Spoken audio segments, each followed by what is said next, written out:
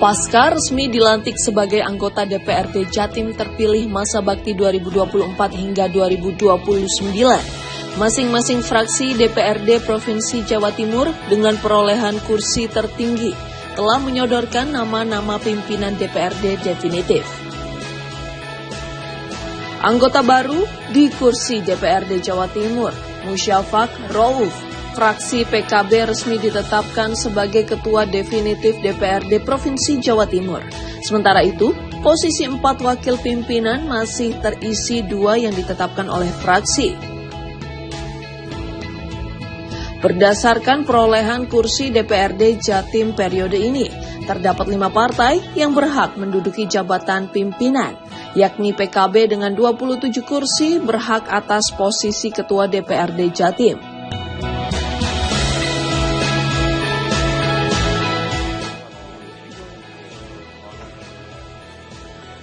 Jangan masalah SPD ya guys.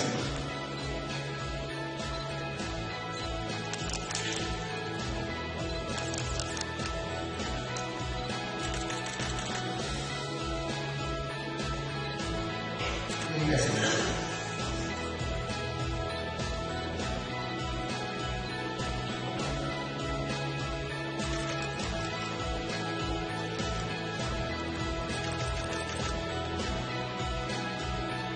Berikutnya penandatanganan oleh calon ketua DPRD Provinsi Jawa Timur, Bapak Dr. Handes Muhammad Musyafak.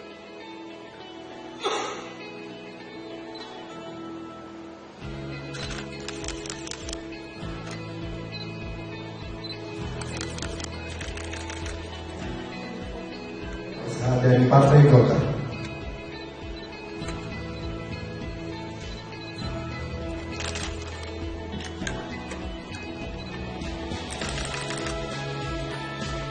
Dan yang terakhir oleh calon wakil ketua 4, Ibu Sri Wahyuni SK Nurse dari Partai Demokrat.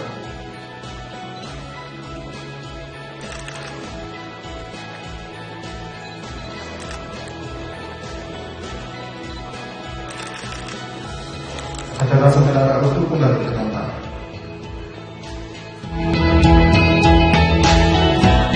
Sementara di posisi wakil ketua ditempati oleh PDIP 21 kursi, Gerindra 21 kursi, Golkar 15 kursi, dan Demokrat 11 kursi. Golkar sudah resmi menunjuk Blegur Prijanggono sebagai wakil ketua. Begitu pula dengan Sri Wahyuni, politisi perempuan yang ditunjuk oleh Demokrat sebagai wakil ketua.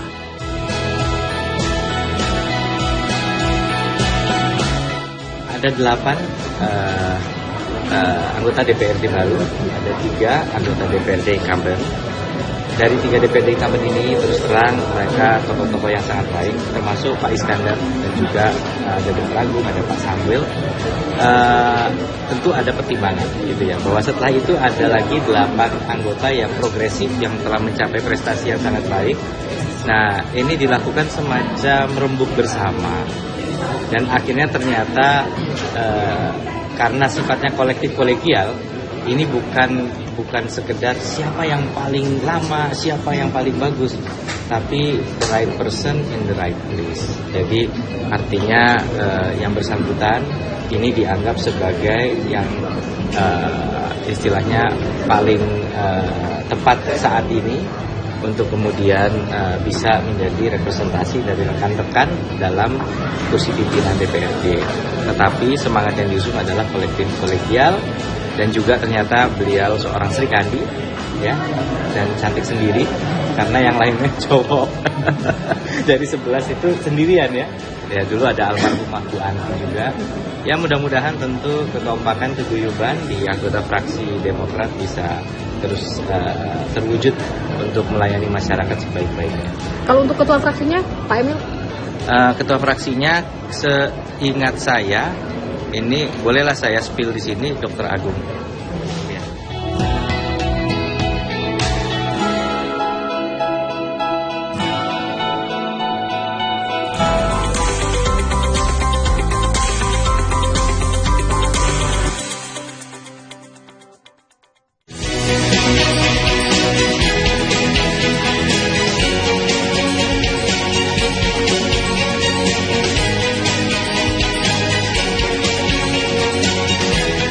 ProSifa, herbal berkhasiat tinggi yang sudah terbukti dan tidak diragukan lagi manfaatnya. Tunggu apa lagi? Segera sembuhkan penyakit yang Anda derita dengan minum ProSifa.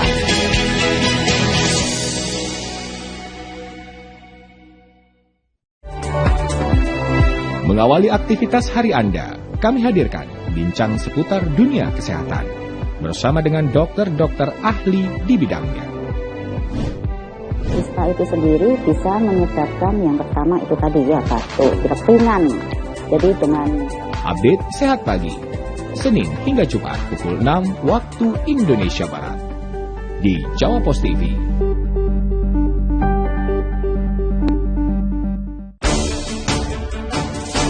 Mengisi waktu siang Anda, kami hadirkan berbagai informasi yang terjadi, melaporkan peristiwa langsung dari lokasi.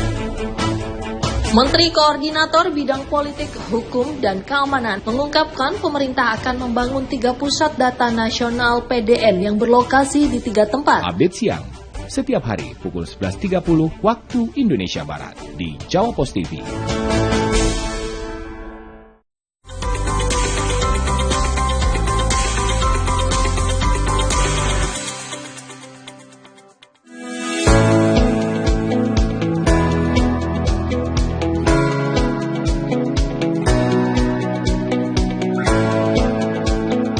Meski telah ditetapkan dalam rapat paripurna pada Senin 30 September kemarin, namun masih ada 2 parpol yang belum menyetorkan nama calon pimpinan, yakni PDIP dan Gerindra.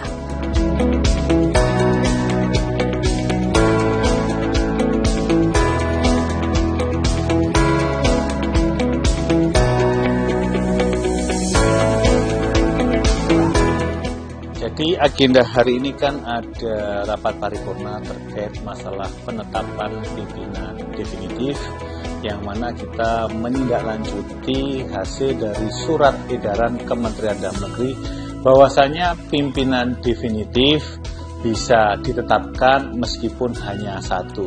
Tapi alhamdulillah semenjak kita berkirim surat yang ditandatangani oleh pimpinan sementara kepada masing-masing partai politik, bahwasanya dari 5 partai politik yang mendapatkan hak sebagai pimpinan, sampai dengan hari ini masih ada 3 partai politik yang sudah mengirimkan nama yang ditunjuk sebagai pimpinan definitif. Pertama yakni dari PKB sudah menunjuk saudara Muhammad Musyafa, dan dari Golkar yang ditunjuk adalah saudara Blegur, dan yang dari Demokrat yang ditunjuk adalah saudari Sri Wahyuni. Dan hari ini tadi sudah kita laksanakan bersama, alhamdulillah dilaksanakan dengan lancar, hikmat, dan tertib. 3 nama sudah ditetapkan sebagai pimpinan definitif. Proses selanjutnya tentu kita akan segera menindaklanjuti secara administratif, yakni pengantar dari PJ Gubernur. Selanjutnya akan kita kirimkan ke Kementerian Dalam Negeri untuk mendapatkan SK, dan apabila SK sudah kita dapatkan tentu akan segera dilaksanakan pelantikan yang nanti akan diambil sumpah janjinya oleh Ketua Pengadilan Tinggi Provinsi Jawa Timur. Jadi sesuai dengan ketentuan bahwa berapapun pimpinan definitif yang sudah ditetapkan dan nanti akan diambil sumpah janjinya, maka secara otomatis sudah memiliki kewenangan agar seluruh mekanisme kinerja yang ada di DPRD bisa jalan. Lebih-lebih sekarang sudah 3, semoga nanti SK dari Kemendagri segera turun dan dilantik, maka kita akan bersiap untuk pembahasan rancangan peraturan APBD tahun 2025 dan kegiatan-kegiatan lainnya seperti Solo Semiran, sosialisasi, Sare Sehat, termasuk masalah reses segera kita gulirkan di akhir tahun ini. Masih ada 2 pimpinan yang belum mengajukan sampai dengan hari ini, dan kita terus secara masif melakukan komunikasi dengan partai politik dimaksud, yakni PDIP dan Gerindra. Mari sama-sama kita berdoa semoga ini segera ada keputusan dari 2 partai tersebut, dan kita berharap sebelum awal bulan di minggu pertama semua sudah komplit sehingga pemberkasan jadi satu dan pelantikan semuanya lengkap 5 pimpinan yang bisa dilantik dan diambil sumpahnya. Tentu kita melakukan langkah-langkah akseleratif karena bagaimanapun marwah Jawa Timur kita harapkan tetap akan bisa menjadi sebuah pionir lokomotif bagi pemerintah provinsi di daerah lainnya. Kita berharap as soon as possible sebenarnya. Kita berharap as soon as possible, tapi kalau ngomong kinerja dalam pengertian pemerintahan daerah, otomatis yang paling dekat kan yakni pembahasan soal RAPBD 2025, dan itu ada tenggat waktu yang ditentukan, yakni tidak boleh lebih dari 30 November. Tapi saya pikir dengan tahapan yang sudah kita lakukan hari ini, insya Allah semua masih on schedule dan tahapan itu bisa kita lalui. Syukur-syukur kita kecenderungan per tanggal 10 November RAPBD 2025 sudah disahkan.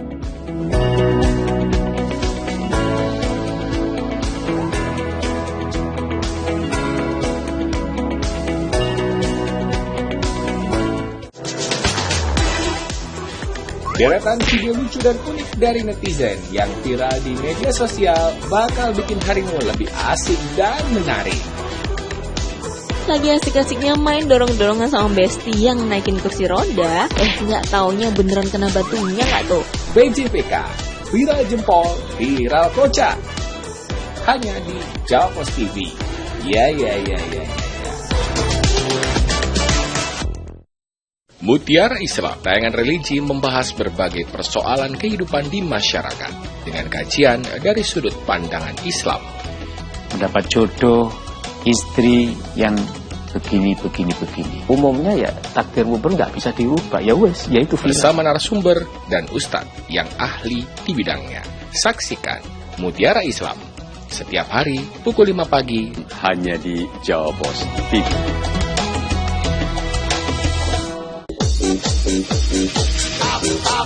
Update Makan Wena hadir menemani sore Anda dengan ragam menu pilihan yang bisa menjadi referensi jelajah pengalaman kuliner Anda.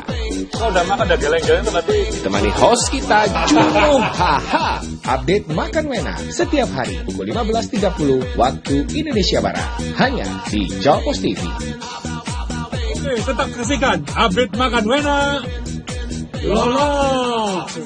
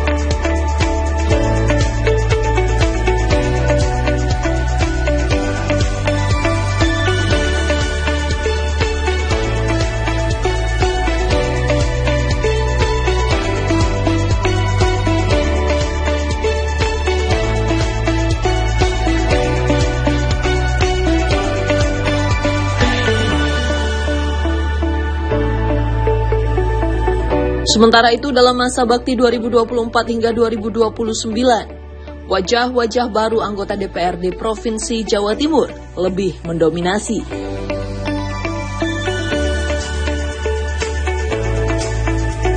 Saat ini kan di DPRD Provinsi total anggota kan ada 120, tapi ada satu anggota yang mengundurkan diri karena mencalonkan sebagai kepala daerah di Kabupaten Jember, yakni saudara Pak Waik.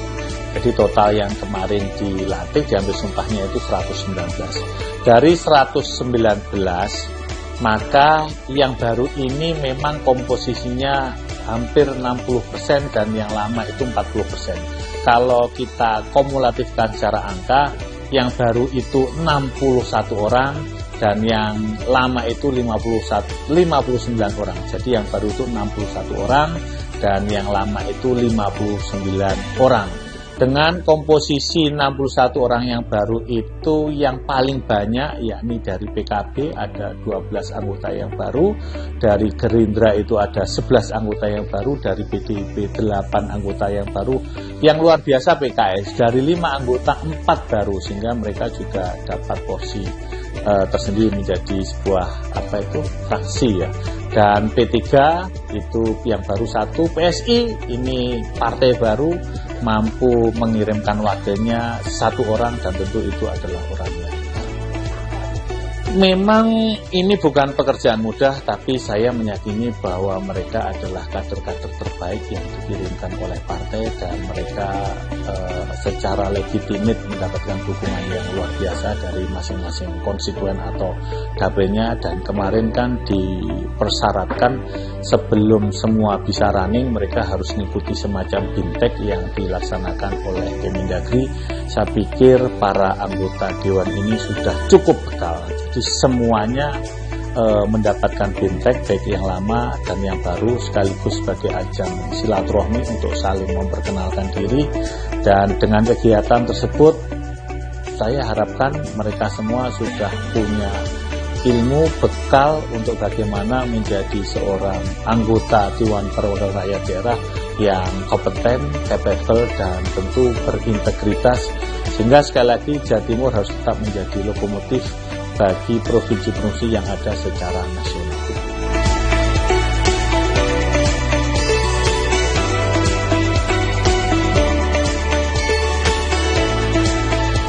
Jadi harapan saya kita tidak mengulang periode yang berikutnya. Periode ini harus lebih baik, apalagi hampir 60% adalah anggota baru. 60% anggota baru, jadi semangat baru. Jadi kalau bisa kita dan guyup, segalanya akan dibicarakan sesama anggota dan sesama komisi, dan musyawarah inilah yang kita inginkan untuk Jatim lebih baik lagi. Sebagai anggota baru dan sekaligus satu-satunya di Jawa Timur, saya juga masih harus banyak belajar, melihat banyaknya lika-liku yang di DPRD Jatim. Seperti kita tahu periode kemarin juga ada banyak masalah ya. Jadi mungkin saya akan lebih hati-hati dan lebih cermat lagi untuk PSI bisa survive di sini, dan mungkin nanti akan periodenya bisa bertambah dari anggotanya. Ada mandat dari ketum? Sebenarnya mandat dari ketum ya tetap aja kita melaksanakan apa DNA PSI. Seperti itu. Mungkin pesan khusus lah, entah itu dari internal dari Jatim maupun pusat, mengingatkan Jawa Timur kan sebagai barometer ekonomi di Indonesia ya. Apalagi nanti menjadi gerbang keluar masuk IKN nantinya. Iya, kalau pesan khusus sih sesuai dengan tugas dan fungsi kami. Jadi kami lebih ke pengawasannya kalau kali ini. Jadi saya harus handle ya dalam tanda kutip mengawasi kinerja ini, dan tidak hanya diam lah di kabinet yang ini. Pembentukan suara partai salah satu mungkin the next, mungkin harus dibayarkan. Ya, kalau itu nanti tugas lain ya, tugas di organisasi yang nanti akan, belum tahu nanti siapa yang akan mengemban, tapi saya untuk saat ini ya tugas kedewanan.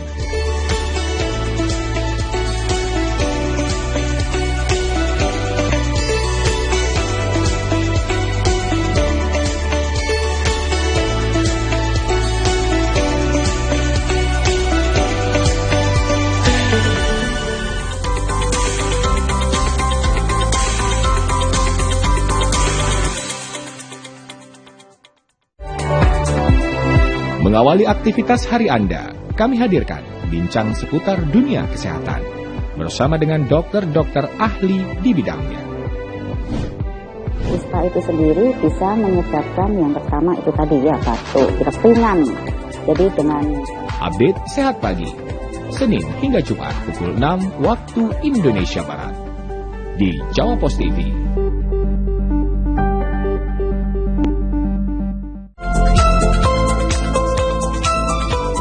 Suami Anda loyo. Keharmonisan ibu-ibu mulai terancam. Ini dia solusinya, Kesatrian Kapsul isi 6.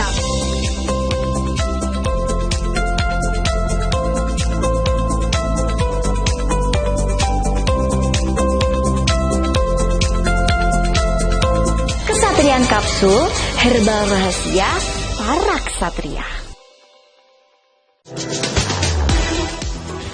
Deretan video lucu dan unik dari netizen yang viral di media sosial bakal bikin harimu lebih asik dan menarik.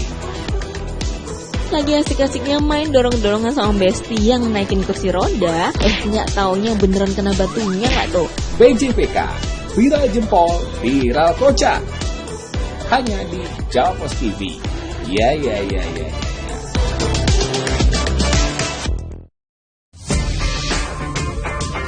Saksikan program dialog mingguan yang membahas tentang serba-serbi dunia otomotif dari modifikasi, komunitas, hingga tips dari praktisi otomotif. Bincang Otomotif hadir setiap hari Jumat pukul 21.30 hanya di Jawa Pos TV. Bincang Otomotif, fueling your automotive passion. Bagi Anda khusus pelanggan IndiHome, Anda bisa menyaksikan Jawa Pos TV. Berbagai program kami sajikan, mulai dari informasi kesehatan, olahraga, tren otomotif, kuliner, hingga peristiwa terkini yang dikemas dalam program berita update. Saksikan Jawa Pos TV di IndiHome.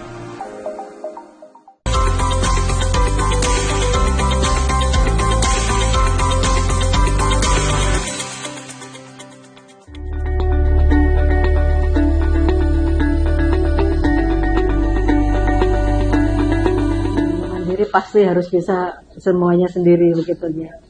Jadi Mbak Fani, kita bersyukur memang 2024 ini akhirnya PKS bisa dapat 5 anggota.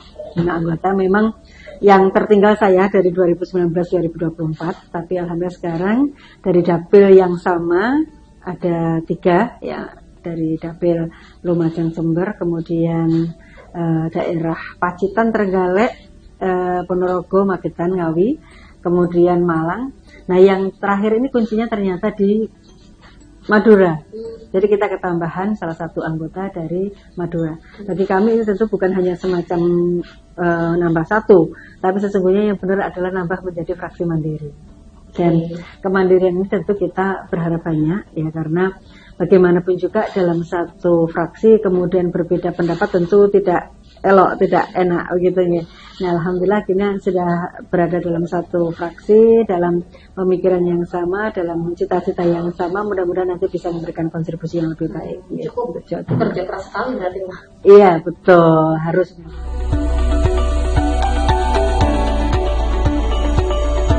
Insya Allah kalau dari SK DPP sudah dinyatakan bahwa yang sekarang memimpin untuk fraksi Jawa Timur saya. Ya. Untuk struktural lainnya? Struktural yang lainnya nanti untuk sekretaris dijabat oleh Pak Bugo. Ya. Beliau selain anggota Dewan juga direktur dari Rumah Sakit Wajak Husada Malang. Ya. Kemudian yang menjadi bendahara fraksi Mas Hari Sandi dari Madura. Yang utama yang selalu menjadi nasihat dari pimpinan kami adalah bahwa anggota Dewan ini adalah pelayan rakyat. Maka mengutamakan kepentingan masyarakat itu menjadi hal yang utama. Kami diminta untuk tidak boleh lalai terhadap itu, memperhatikan benar terkait dengan kesejahteraan masyarakat yang ada di Jawa Timur, berani untuk menyampaikan pendapat, berani juga untuk memberikan bagian tugas kami di penganggaran untuk juga masyarakat Jawa Timur.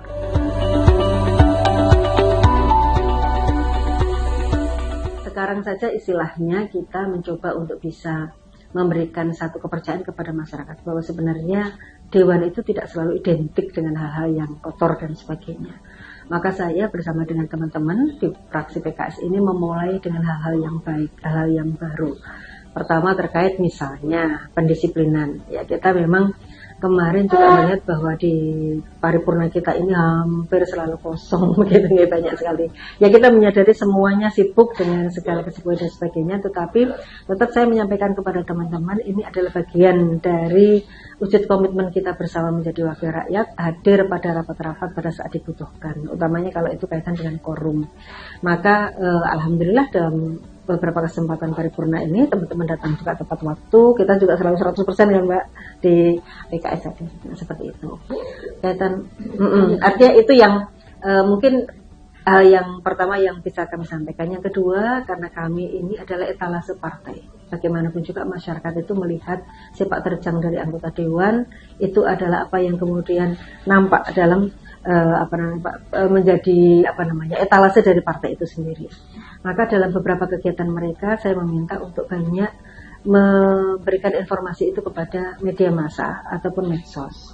Kalau dulu misalnya teman-teman masih, aduh kenapa sih kok butuh harus dimedsoskan, harus butuh dimediakan gitu. Oke lah kalau misalnya kita tidak menyampaikan itu, maka masyarakat tidak akan tahu apa sebenarnya sungguhnya dilakukan oleh teman-teman di di dewan ini sendiri.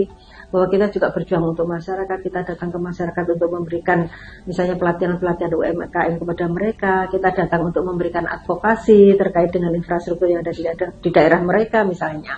Ataupun misalnya kami datang untuk juga memberikan pelayanan ketika masyarakat ternyata terabaikan oleh ada kelurahan yang ternyata misalnya dia sebenarnya adalah seorang miskin ya, tetapi kemudian ternyata tidak masuk di dalam daftar masyarakat miskin ya, maka akhirnya kami juga berusaha untuk bisa memasukkan mereka di dalam daftar ini.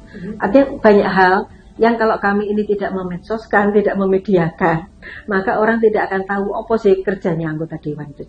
Dan persepsi masyarakat yang sudah terlanjur berkembang bahwa anggota dewan ini tidak mau turun setelah pemilu, biasanya kan begitu.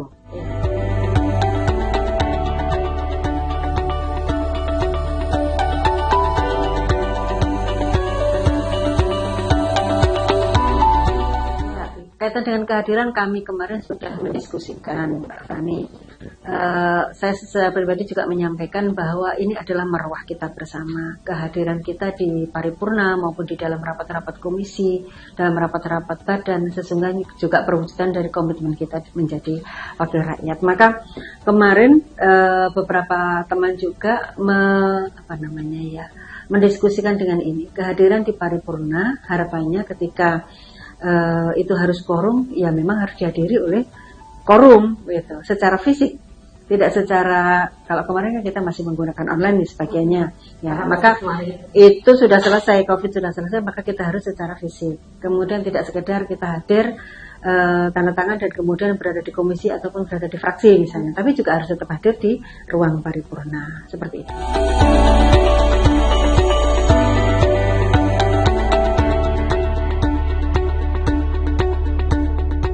Saya yakin kalau kami di PKS ini semua teman-teman ini punya niat yang sama, memberikan pelayanan kepada masyarakat, memberikan kontribusi yang lebih baik dari yang kemarin. Maka tentu harapan saya bahwa teman-teman memulai dengan baik dan harus mengakhiri dengan baik pula. Ya, maka di tengah-tengah ini kita harus bekerja keras untuk memberikan kontribusi kepada masyarakat secara real dalam apapun yang bisa kita lakukan sebagai anggota dewan.